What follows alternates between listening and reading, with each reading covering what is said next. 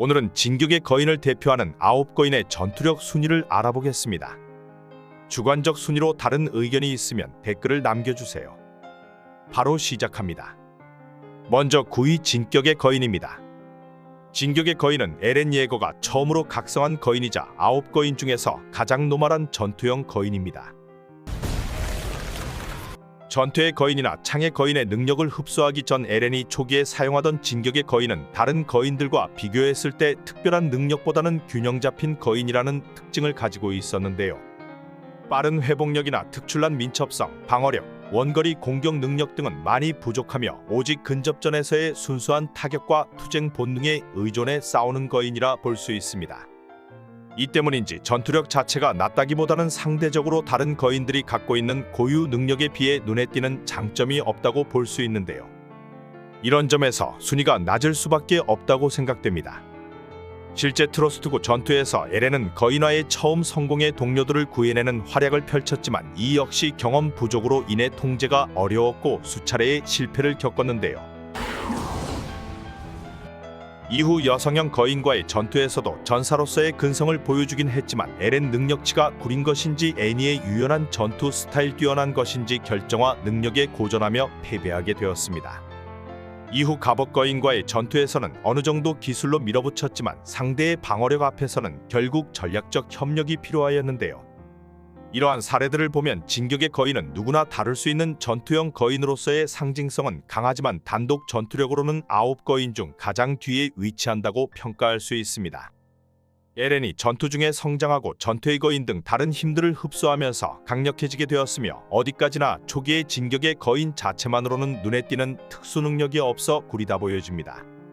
다음 8위 시조의 거인입니다. 시조 거인은 9거인 중에서도 가장 상징적이고 신화적인 위치에 있는 거인이며 그 능력만 놓고 보면 단연 세계 최강이라고도 볼 수 있습니다. 좌표를 통해 모든 엘디아인의 기억과 유전자를 조작할 수 있고 무수한 무지성 거인을 탄생시키거나 통제하는 것도 가능합니다. 그러나 시조 거인의 결정적인 한계는 그 능력을 사용할 수 있는 조건이 매우 까다롭다는 점인데요. 기본적으로 시조 거인의 힘은 왕가의 피를 지닌 자와의 접촉이 있어야만 발현되고 그렇지 않으면 아무리 시조의 거인을 계승했더라도 평소에는 그 어떤 능력도 사용할 수가 없는데요. 프리다 레이스는 시조의 거인을 계승하고 있었음에도 불구하고 왕가의 이념에 갇혀 실질적으로 아무런 행동을 취하지 않았으며 그리샤가 그녀를 처치하고 힘을 빼앗은 뒤에도 곧바로 발현할 수 없었습니다. 에렌이 시조의 힘을 본격적으로 발현한 것은 지크와 접촉한 이후이고 이 역시도 수많은 조건과 상황이 맞물렸을 때 비로소 가능했습니다. 지크와의 접촉 후 에렌은 거인의 좌표 공간에서 유미로와 조우 그리고 그를 설득함으로써 시조 거인의 능력을 자유롭게 활용하게 되었는데요. 이때 발동된 것이 바로 땅울림입니다. 무수한 초대형 거인을 동원해 전 세계를 짓밟는 이 계획은 시조 거인의 능력이 얼마나 강력한지를 단적으로 보여주는 예라고 보여지는데요. 하지만 이처럼 압도적인 능력은 거의 봉인 상태로 존재하며 평소엔 발현이 어렵고 조건 충족을 위해선 큰 희생과 전략이 필요하여 사실상 계륵 같은 존재라 볼 수 있습니다. 전장에서 즉각적인 효과를 발휘하기보단 전략적으로 극단적인 상황에서야 진가를 발휘할 수 있는 힘으로 순수 전투력 순위에서는 조건이 붙지 않는 다른 거인들보다 낮은 8위로 평가되며 이는 시조 거인이 강하지만 쓸 수 없는 힘이라는 아이러니를 상징하는 결과라 할 수 있습니다. 다음 7위 차력 거인입니다. 차력 거인은 9거인 중에서 가장 특수한 형태와 역할을 지닌 거인으로 전통적인 전투력보다는 보조 능력에 특화된 전장을 지원하는 거인으로 볼 수 있습니다. 다른 거인들이 일정 시간만 거인화 상태를 유지할 수 있는 것과 달리 차력 거인은 수일에서 수개월까지도 거인화 상태를 지속할 수 있어 전략적 활용성이 매우 높은데요. 특히 등 위에 중장비를 탑재할 수 있는 구조로 인해 기관총, 포탑, 병력 수송용 무기 플랫폼으로 변형이 가능하며 마레군에서는 기계화 부대와 같은 역할로 활용되었습니다. 이러한 장점을 극대화해 다양한 작전에서 차력 거인을 활용하였고 원거리에서의 화력 지원이나 보급, 정보 전달 등 전장 전체를 연결하는 중요한 연결고리로 활약하기도 하였는데요. 실제로 마레와 파라디 섬의 전투에서 차력 거인은 대형 포탑을 등에 싣고 수많은 병사를 제압했으며 리바이와의 교전에서는 폭발을 피하면서 빠르게 회피하는 장면도 보여줬습니다.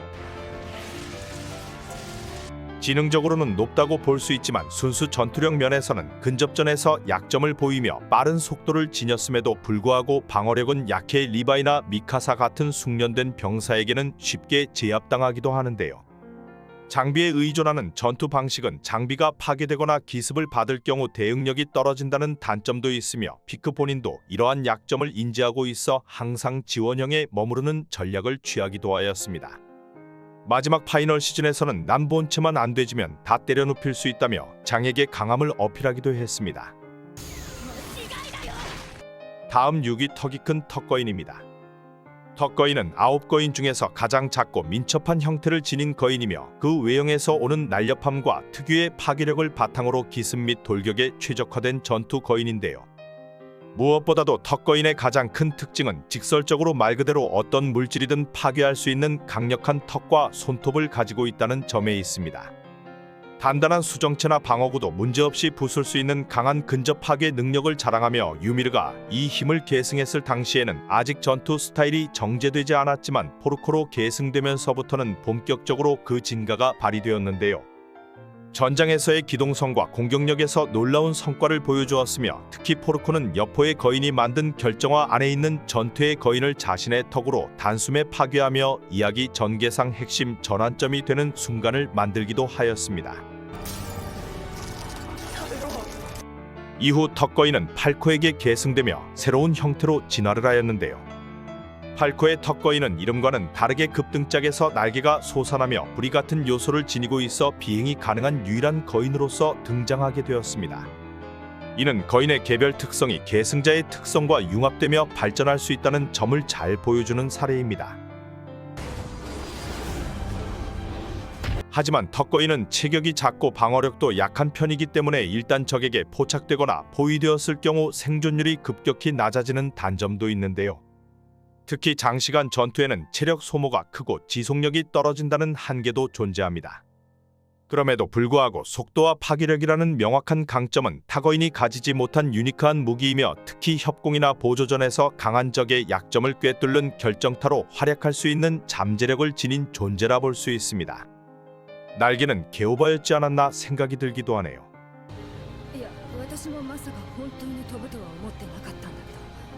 다음 5위 여성형 거인입니다. 여성형 거인은 9거인 중에서 가장 다재다능한 전투 능력을 지닌 거인으로 볼 수 있는데요. 이는 애니 때문인지 그냥 원래 거인 특성인지는 애매하지만 균형 잡힌 신체 구조와 다양한 보조 능력을 바탕으로 전장에서 유연하게 대처할 수 있는 것이 특징입니다. 보유자인 애니 레오나트는 본래 훈련병 시절부터 탁월한 격투 실력을 지닌 인물로 이를 거인화 이후에도 그대로 활용하여 여성형 거인을 정교한 무술형 전투 거인으로 완성시켰는데요. 단순한 타격이 아닌 발차기, 회전 기술, 관절 꺾기 등 인간형 격투기 기반의 움직임은 다른 거인들보다 훨씬 전략적이고 계산된 전투를 가능하게 하며 이는 집단 전투나 제한된 공간에서도 강력한 위력을 발휘하고 있습니다. 여성형 거인의 또 다른 큰 장점은 부분 결정화 능력으로 손이나 목 부위를 순간적으로 결정화시켜 방어 또는 타격 시 방패처럼 활용할 수 있으며 위기 상황에서는 전신 결정화를 통해 스스로를 봉인하여 생존할 수 있는 능력도 갖추고 있습니다. 또한 포효를 통해 주변의 무지성 거인을 자신에게 유도할 수 있는 희귀한 능력도 보유하고 있어 상황에 따라 군단을 이끄는 역할도 수행할 수 있는데요. 실제로 애니는 조사병단의 정예 병사들을 여러 차례 유인하고 섬멸하며 리바이나 미카사와 같은 특급 전사들과의 전투에서도 끝까지 생존하는 집요함과 판단력을 보여주었습니다. 하지만 리바이와의 전투에서는 순간적인 속도와 반사신경에서 밀려 회피나 대응이 어려운 모습을 보여주었고 결정화 상태로 오랜 시간을 보내는 동안 전장에서의 영향력은 크게 줄어들게 되었는데요. 그럼에도 여성형 거인은 근접전, 방어, 유인, 생존 등 다양한 상황에 효과적으로 대응할 수 있는 다목적 거인으로 평가되며 특정 능력 하나에 특화된 거인들보다는 전반적인 활용도가 높다고 볼 수 있습니다. 다음 4위 짐승 거인입니다. 짐승 거인은 9거인 중에서도 가장 독특한 왁구를 가지고 있으며 전투 스타일 또한 일반 거인과는 달라 임팩트가 강한 거인이었는데요. 특히 보유자인 지크 예거의 손에 의해 전략적 가치와 전투 능력을 극대화한 거인으로 볼 수 있습니다. 짐승 거인의 가장 강력한 특징은 돌이나 포탄 같은 물체를 멀리 던져 대규모 살상을 유도할 수 있는 압도적인 원거리 포격 능력이 있으며, 이는 마치 포병부대처럼 넓은 범위의 적을 무차별적으로 공격하는 데에 효과적인데요. 실제로 트러스트 외곽 전투에서 짐승 거인은 수백 명의 병사들을 단 몇 차례의 돌투척으로 몰살시켜버렸으며 전투의 흐름을 완전히 뒤집는 장면을 보여주기도 하였습니다. 이는 단순한 힘이 아닌 목표를 정확히 조준하는 지크의 기술과 판단력이 더해져 가능한 결과였으며, 거인 중 유일하게 장거리에서 압도적인 화력을 발휘할 수 있는 존재로 각인되었습니다. 이와 함께 짐승 거인은 지크가 왕가의 피를 지닌 인물이기 때문에 좌표의 일부 능력도 발현할 수 있었는데요. 그 대표적인 예가 자신의 척수를 활용해 엘디아인들을 무지성 거인으로 변이시키고 이들을 자유자재로 조종하는 능력입니다. 이는 일종의 생물 병기처럼 인간 병사들을 즉각 거인 병사로 전환해 전장에 투입할 수 있게 되는데요. 그러나 이러한 압도적인 전투 능력에도 불구하고 짐승 거인은 근접전에서 치명적인 약점을 가지고 있습니다. 대표적인 사례가 리바이와의 전투로 지크는 기습을 감지하지 못하고 한 번에 제압당하며 거인화 상태임에도 반격조차 제대로 하지 못한 채 패배하였는데요. 이는 짐승 거인이 원거리 전투에 너무 최적화된 나머지 돌발적인 근접 상황에선 취약하다는 점을 드러낸 것이며, 실제로 이후의 전투에서도 근접에서는 별다른 반격 없이 후퇴하거나 탈출하는 모습을 자주 보여주기도 하였습니다. 전장의 흐름을 주도하는 능력까지 보았을 때 짐승 거인은 매우 위협적이라 볼 수 있습니다. 다음 3위 갑옷 거인입니다. 갑옷 거인은 9거인 중에서 방어력 면에서 단연 최강의 성능을 자랑하는 거인인데요. 외형적으로도 이름 그대로 전신이 갑옷처럼 단단한 판때기로 둘러싸여 있어 전장에서의 생존력과 돌진력 모두에서 탁월한 위력을 발휘하고 있습니다. 보유자인 라이너 브라운은 이러한 특성을 활용해 공격뿐만 아니라 방어, 돌격, 육탄전 등 다양한 전투 상황에서 전선의 선봉을 담당하고 있었는데요. 갑옷 거인의 핵심 강점은 외부의 물리적인 충격을 방어하는 능력으로, 예를 들어 총탄, 대포, 칼날 등 대부분의 무기를 무효화시킬 수 있는 고강도 방어력을 기반으로 움직이고 있습니다. 에렌과의 격투전에서 갑옷 거인은 상당히 안정적인 자세를 유지하며 초반 전투에서 우위를 점하기도 하였으며, 갑옷으로 감싼 팔과 다리는 강력한 타격 무기로도 활용하기도 하였는데요. 이는 몸 전체를 던져 밀어붙이는 기술과 벽을 넘거나 적을 제압하는 데 효과적이었습니다. 다만 이러한 압도적인 방어력에는 단점은 존재하였는데요. 갑옷이 두꺼운 만큼 기동성이 떨어지며 관절이나 틈새 같은 부위는 상대적으로 취약해 결정적인 순간에는 적에게 약점을 공격당하며, 실제로 에렌이 격투술과 전략으로 라이너의 관절을 집중 공격해 승리를 거두기도 하였습니다. 초기 등장부터 끝까지 살아남은 인물이며 1대1 맞다이로 본다면 충분한 강함을 갖추고 있다고 보여집니다. 다음 2위 전투의 거인입니다. 전투의 거인은 9거인 중에서도 가장 독특하고 창조적인 전투 능력을 지닌 거인으로 무기 생성이라는 압도적인 활용도를 가진 전술형 거인입니다. 본래 보유자인 라라 타이버는 외윤의 강의 인상과 달리 전장에서 가공할 전투력을 보여주었는데요. 전투의 거인의 특징은 육체를 지면과 연결된 실 형태로 숨기고 원격 조종하는 방식이 가능하다는 점인데, 이로 인해 다른 거인들과 달리 조종자의 본체가 목덜미에 존재하지 않아 일반적인 급소 공격이 통하지 않는 장점이 있습니다.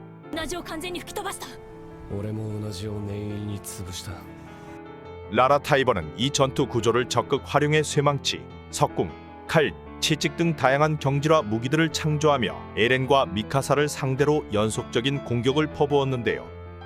하지만 이런 뛰어난 능력에도 불구하고 조종자의 본체가 완전히 숨겨진 것이 아니라 지면 속 수정체 안에 노출되어 있다는 치명적인 약점이 있었고, 이를 간파한 에렌은 턱거인의 이빨을 이용해 수정체를 파괴하여 전투의 거인을 흡수하는 모습을 보여주었습니다. 이후 전투의 능력은 에렌에게 계승되었으며, 에렌은 이를 진격의 거인 형태에 접목시켜 훨씬 직관적이고 공격적인 방식으로 활용하였는데요.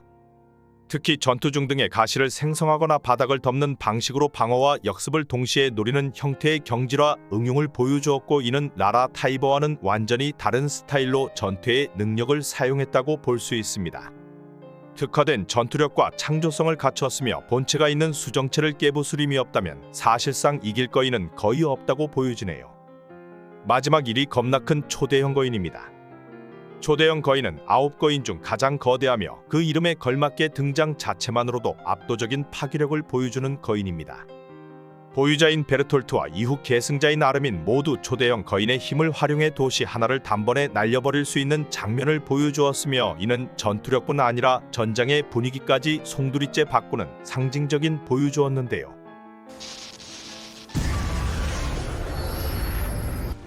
가장 두드러지는 특징은 출현 시 발생하는 열폭발로 단순히 거인화하는 행위 자체가 핵폭탄급 위력을 지니고 있어 주변의 병력과 구조물, 전술 배치 자체를 무력화시키는 기능을 가지고 있습니다. 이러한 파괴력은 방어가 불가능에 가깝기 때문에 초대형 거인이 거인화하는 순간 이미 절반 이상의 전투가 끝난 것이나 다름없을 정도로 강력하다고 볼 수 있습니다. 또한 초대형 거인은 몸 전체에서 고온의 증기를 뿜어낼 수 있는 능력을 지니고 있는데 이로 인해 근접 공격을 시도하는 상대는 접근 자체가 불가능해지는데요. 실제로 베르톨트가 증기를 방출해 수많은 병사들을 가까이 다가오지 못하게 만든 장면이 있었으며 리바이조차 순간적으로 후퇴할 수밖에 없었던 상황은 초대형 거인의 근접 무력화 능력을 명확히 보여주었습니다.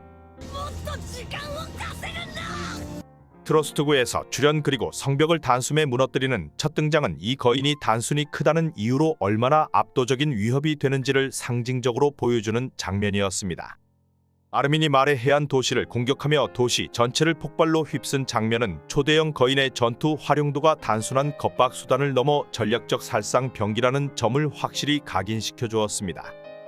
이러한 점들을 종합했을 때 초대형 거인은 단 한 번의 등장으로 전세를 바꿀 수 있는 능력 그리고 접근이 거의 불가능한 방어 형태 또 대규모 파괴력을 동시에 지닌 유일한 거인이라 할 수 있으며 이는 다른 거인들이 아무리 전략적이고 기술적으로 뛰어나다 해도 넘기 어려운 벽이 됩니다. 실제로 에렌은 거인 상태로 초대형 거인에게 달려들었으나 발길질 한 방에 나가떨어지기도 하였습니다. 단점으로는 움직임이 느리고 거인화 후 체력 소모가 크다는 점이 있지만 그럼에도 불구하고 초대형 거인의 한 방은 수많은 전투를 시작도 못하게 끝내버릴 수 있는 결정적 힘이기 때문에 9거인 중 전투력 순위 1위로 생각됩니다. 감사합니다.